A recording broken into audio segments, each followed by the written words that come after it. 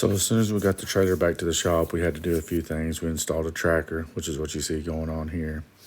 And then we had to figure out how we were going to run the airlines because the 389X has rear airline hookups, and this trailer was not rigged up for that.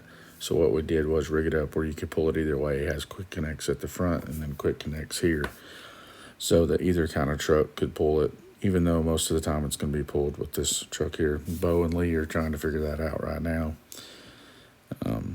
I was working on some other stuff, so you'll see me occasionally here doing the license plate, or switching the license plate out, getting the dealer tag off, and just ultimately trying to get it up and ready to go.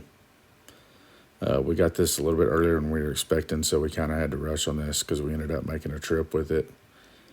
But for the most part, everything went pretty smooth. You know, this is something we don't do a lot, so it's kind of a learning experience for us. We don't run a lot of these, whatever you call them, California hookups or whatever.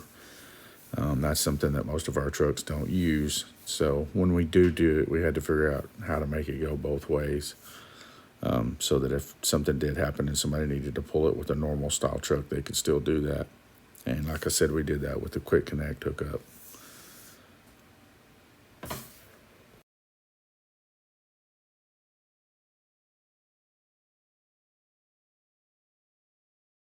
So there was an existing plate there that we decided to drill into and put our connections right there. We just used quick connects and on both ends, and we went ahead and unhooked so it was easier to get up in there. And you can see Bo tidying up all the wires, heat shrinking, getting everything dialed in.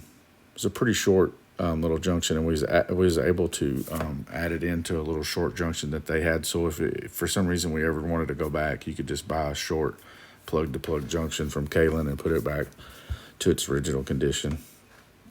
Whenever we do stuff like this, that's what we try to do, is put it where it could go back and work either way.